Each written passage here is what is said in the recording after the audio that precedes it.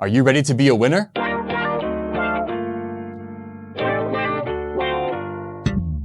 This song will serve as the culmination of our 16 swing series.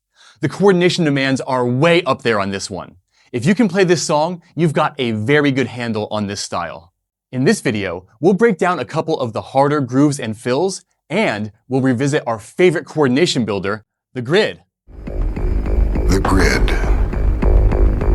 Let's get started. We're going to start by reviewing our grid practice system because it can be very useful for developing the kind of modular coordination that we need to be able to play this song. If you haven't already seen it, do yourself a favor and go check out the full grid video for a deeper dive into this crucial concept. Link in the description. Remember, when using the grid approach, we aren't limited to just one note. We can grid anything, any combination of rhythms, limbs, or techniques. Let's check out two very useful combinations for this song. Our system for this grid will just be steady eighth notes on the hi-hat. We'll start by gridding two successive kicks. We want to relate the feeling of these rhythms to the steady eighth note in the right hand. Focus on the feeling of either playing with or in between those right hand notes. We start on beat 1. Then we shift the notes over by 1/16. Shift them again. Now we're starting on the and of beat 1. One more shift, and now the second 16th note lands on beat 2. By following this progression, we've played all of the possible rhythmic combinations across one beat. You could continue this progression through beat 2 as well. Although in isolation, it's technically the same thing, in context, beats 2 and 4 feel different than beats 1 and 3. Now we're going to do the same thing again, but this time we'll make the second note a snare hit.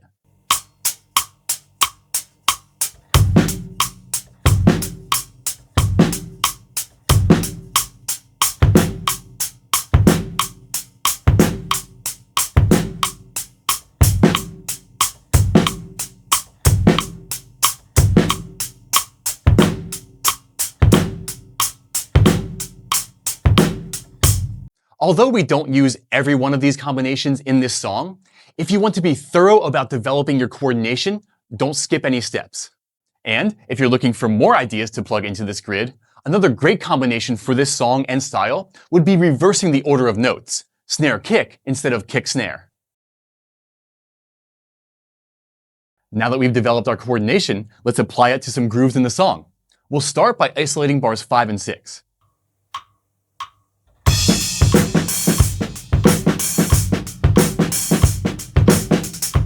We see this groove a few times throughout the song, but we get the toughest version right here in the opening bars. Not only do we have a lot of interplay between the snare and kick, but we also have to coordinate that open hi-hat as well. So, what's our first step to approaching this going to be? If you guessed vocalize, congratulations! You're starting to get a crucial concept that I'm trying to emphasize with these videos. If you can say it, you can play it. So, let's say it. You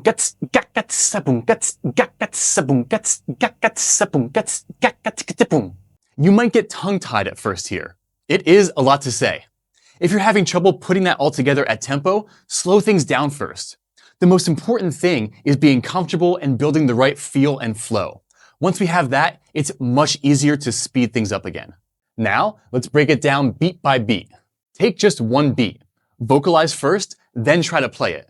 Alternate back and forth until you have a strong feel for it.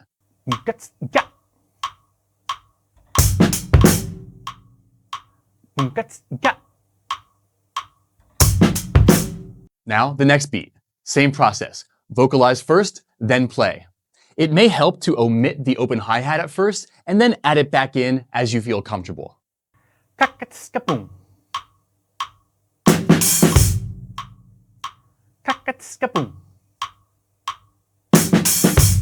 And that's the whole thing.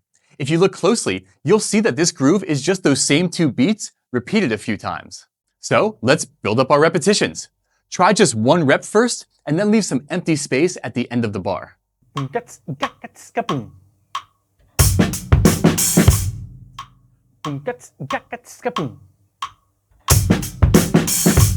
Once that's solid, Add a repetition.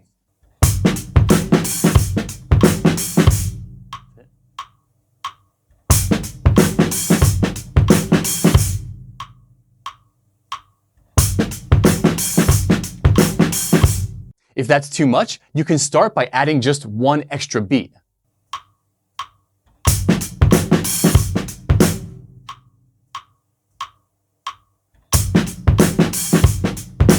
Keep adding on from there, either beat by beat or repetition by repetition. And remember, if you're struggling with the speed, slow down. The point is to find flow and comfort at any speed. Once we have that, it is much easier to speed things back up. But if you try to fight through this at tempo, you're just going to teach yourself to be tense and inconsistent. The busier a groove is, the more possible modifications we can make. The first and most obvious to me is just to take out that open hi-hat. While that does add an extra layer of energy to the groove, it also adds a lot of extra challenge.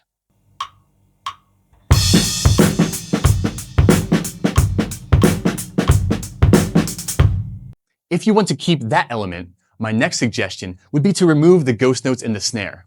First, start by taking out all of them and focusing on just the fundamental rhythms.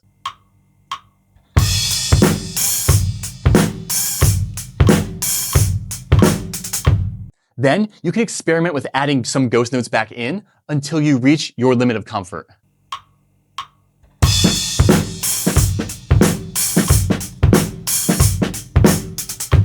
Remember, this should flow and sound effortless. If you're fighting with your coordination or your dynamics are all over the place, it's a clear sign that you should consider simplifying things. Now, are you ready for the real challenge of this song? Bars 59 to 62 feature a slick mini solo section with some beautifully fluid playing. Let's take a listen while looking at the music.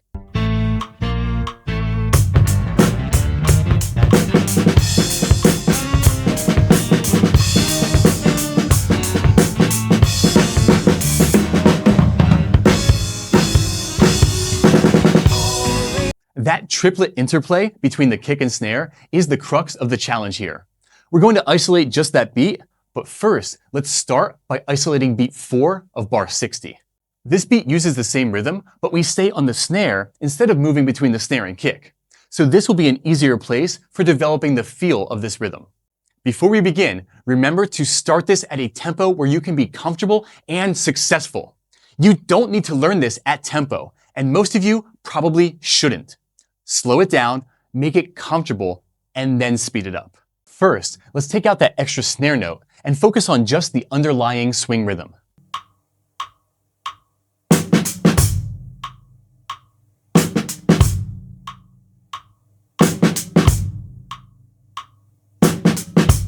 Focus on really feeling the space between the hi-hat and that last snare hit.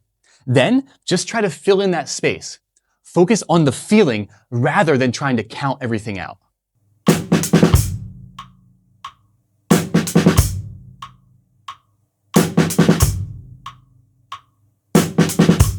We can alternate between these two until we feel comfortable and consistent with the full rhythm.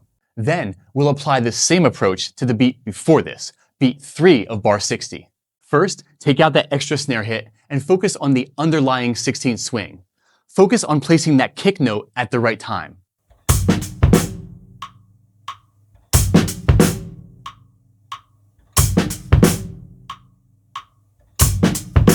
Then, simply try to fit that snare hit in the empty space. Don't force it. Make sure to stay relaxed.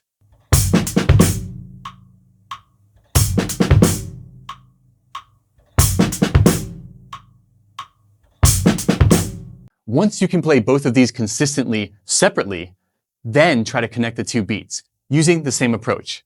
First, the simplified version.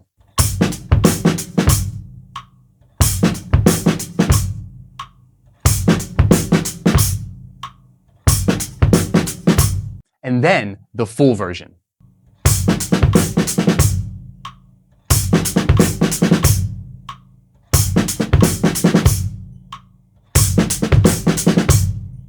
If you can make these two beats smooth and consistent, you can apply that same approach to the rest of this section.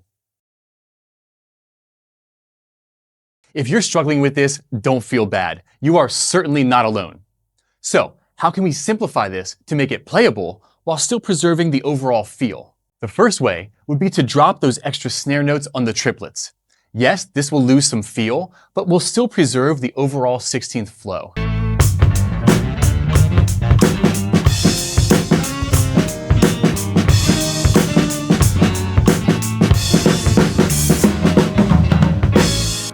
If you don't like that, and you really want to keep those triplets, my next suggestion would be to simplify the beats that come after those. By removing that one extra snare hit, it will give us a bit more breathing room before the next burst.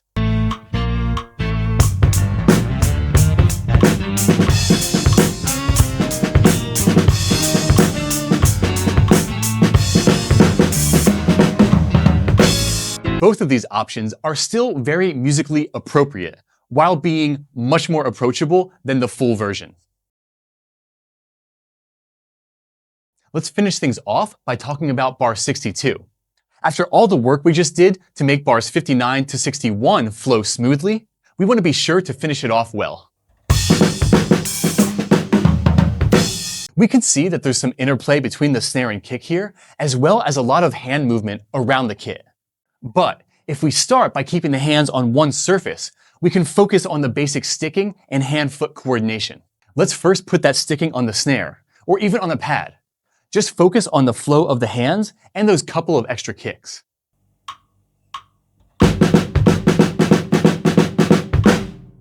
If you need to, you can break down just the first beat to make sure that that rhythm flows smoothly between the limbs.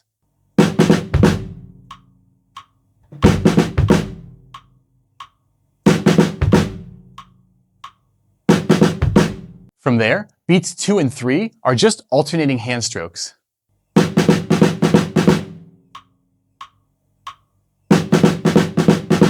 Beat 4 is the same overall sticking as beat 1. Right, left, right, kick. Once you can play all of that comfortably on one surface, it'll be much easier to move the hands around the kit while keeping the rhythm and the flow.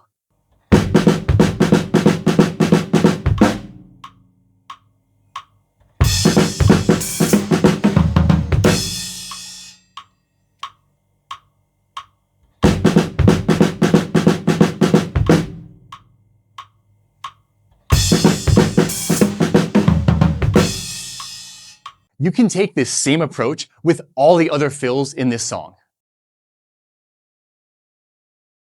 This song really brings everything together. If you've been following the 16 Swing series from the beginning, you've built a powerful set of tools, and Winner puts them all to the test. The layered grooves, the flowing triplet phrases, and the overall level of coordination that's required here pushes us right to the edge of this style. But we're not quite done yet. The next video, based on the song Level from Solo Leveling, gives us one more chance to apply these ideas in a new context. It's lighter, more open, and it starts to point us in the direction of our next series. So, keep practicing, and I'll see you in the next one. If you want to keep working on this song, Patreon is where all of the learning resources for this channel live. You can join the community and download the TV-size sheet music for free there. The link is on screen and in the description. Thanks again for watching. And now, the outtakes.